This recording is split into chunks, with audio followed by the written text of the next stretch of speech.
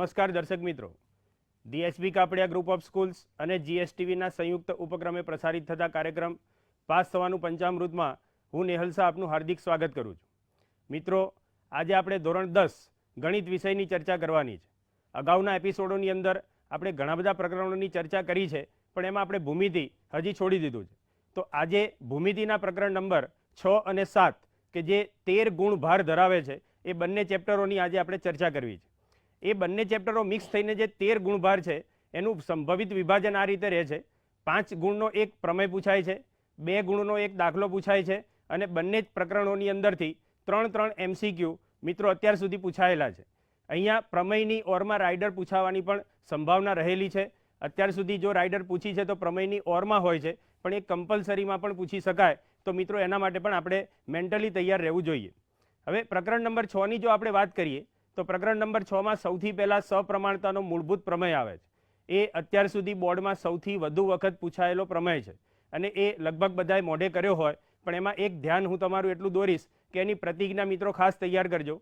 એમાં એવું પૂછી શકે કે સપ્રમાણતાનો મૂળભૂત પ્રમેય લખો અને સાબિત કરો, તો પ્રતિજ્ઞા તમને આવડતી હોવી જોઈએ.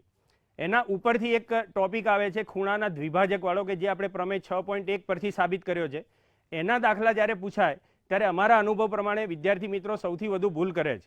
તો આજે આપણે એ એક ઉદાહરણ દ્વારા સમજીએ કે આ દાખલો ગણતી વખતે આપણે કઈ કઈ બાબતોનું ધ્યાન રાખવાનું અને કયા કયા પ્રશ્નો પૂછી શકાય. અહીંયા આપણી પાસે એક ઉદાહરણ છે. ત્રિકોણ PQR ની અંદર ખૂણા P નો દ્વિભાજક રેખાખંડ QR ને S માં છેદે છે. તમને ગુણોત્તર આપ્યો છે PQ જેમ PR બરાબર 5/4, એટલે જે દ્વિભાજક દોર્યો છે એના ડાબી જમણી બાજુઓના ગુણોત્તર તમને આપેલા હશે. નીચે જે બે સંલગ્ન રેખાખંડ બને છે QS અને SR, એ બેમાંથી કોઈ એકનું માપ આપ્યું હોય અથવા સમગ્ર રેખાખંડ QR નું માપ આપ્યું હોય, ત્રણમાંથી કોઈ પણ એક માપ તમને આપેલું હશે. પ્રસ્તુત ઉદાહરણની અંદર આપણને SR બરાબર 5.6 સેન્ટીમીટર આપેલા છે, તો QR નું માપ શોધો, એ પ્રકારનો પ્રશ્ન છે.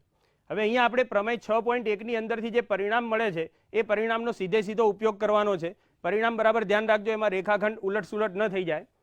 ત્રિકોણ PQR માં ખૂણા P નો દ્વિભાજક રેખાખંડ QR ને S માં છેદે છે. આ પ્રકારનું વિધાન લખ્યા પછી PQ અપોન PR બરાબર QS અપોન SR. ખાસ ધ્યાન રાખવો, જો તમે પહેલા PQ ઉપયોગમાં લીધું હોય તો બીજો ગુણોત્તર લખતી વખતે તમારે QS પહેલા ઉપયોગમાં લેવું પડશે. હવે અહીંયા આપણને 5/4 ગુણોત્તર આપેલો છે, એ કિંમત મૂકી દઈએ.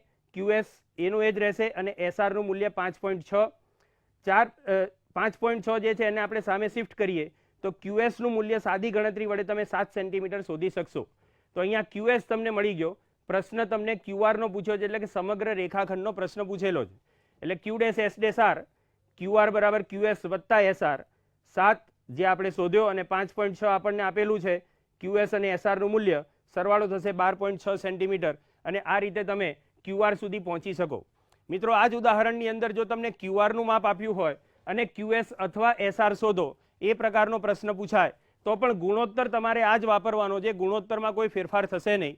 તમારે ખાલી જે પ્રશ્ન પૂછ્યો હોય QS અથવા SR બેમાંથી જેનો પણ પ્રશ્ન પૂછ્યો હોય એને તમારે X ધારવાનો અને બાકીના વિભાગને જે માપ આપ્યું હોય, ધારો કે 10 માપ આપ્યું હોય તો 10 ઓછા X એ પ્રકારે લઈ અને આ જ સૂત્રમાં ગણતરી કરશો તો તમે X ની કિંમત એટલે કે ખૂટતા રેખાખંડની કિંમત મેળવી શકશો. તો આ એક અગત્યનો દાખલો છે અને બોર્ડની અંદર પૂછી શકાય તેવો છે. ધ્યાન રાખજો, ઉદાહરણ નંબર 11 છે, ચોપડીનું જ છે, એટલે પૂછી શકાય. હવે એકાદી રાઇડરની આપણે વાત કરીએ. આ પ્રકરણની અંદરથી પૂછી શકાય અને એ રાઇડર એટલી સરળ હોય છે મિત્રો કે આપણે નામથી ગભરાઈએ છીએ, કદી પ્રયત્ન નથી કરતા. અહીંયા એક સરળ ઉદાહરણ દ્વારા હું તમને સમજાવવા પ્રયત્ન કરું કે રાઇડર કેટલી સરળ હોય છે અને પૂછાય તો કેવી રીતે લખી શકાય.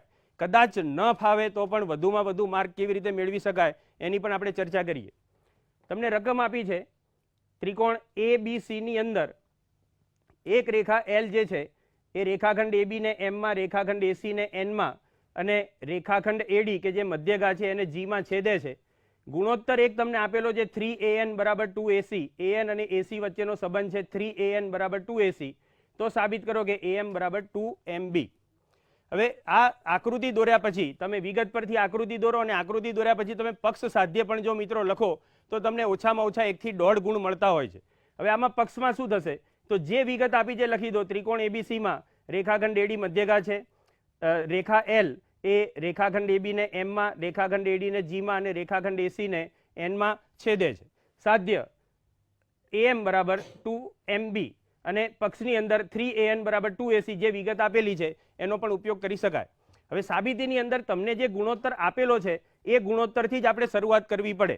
આ L જે છે, આ L એ BC ને સમાંતર હોય તો આ પરિણામ પર પહોંચી શકાય. તમને જે પરિણામ આપ્યું છે AN અને AC નું, એનો ગુણોત્તર થશે AN/AC બરાબર 2/3. એ પરિણામ આપણી પાસે છે. બીજા કોઈ એક રેખાખંડથી પર 2/3 પરિણામ આપણે મેળવવું પડે તો આપણે પ્રમેયને આધારે કહી શકીએ કે રેખા L અને રેખાખંડ BC સમાંતર છે. તો સૌથી પહેલા એનો પ્રયત્ન કરીએ. રેખાખંડ AD એ મધ્યગા છે અને માટે મધ્યગાના ગુણધર્મોનો આપણે ઉપયોગ કરી શકીએ. રેખાખંડ AD મધ્યગા હોવાથી તમે AG બરાબર 2GD આ પરિણામનો ઉપયોગ કરી શકો. AG બરાબર જો 2GD તમને મળી જાય તો AG/GD બરાબર 2/1. હવે તમે યોગ પ્રમાણ કરી અને પછી વ્યસ્ત પ્રમાણ લઈ લો તો તમે આ પરિણામ સુધી પહોંચી શકો. AG/AG + GD યોગ પ્રમાણને કારણે ઉપર પણ 2, નીચે 2 + 1 એટલે ગુણોત્તર થઈ ગયો 2/3. રેખાખંડ તમે જુઓ તો AG + GD, AG + GD તો સરવાળો થશે એનો AD, સમગ્ર રેખાખંડ થઈ જશે. તો અહીંયા એક ગુણોત્તર તમને મળે છે AG/AD બરાબર 2/3. બીજો એક ગુણોત્તર કે જે આપણને પક્ષમાં આપેલો છે 3AN બરાબર 2AC. માત્ર તમે ગુણોત્તર સેટ કરી લો એટલે AN/AC બરાબર 2/3. પરિણામ નંબર 2.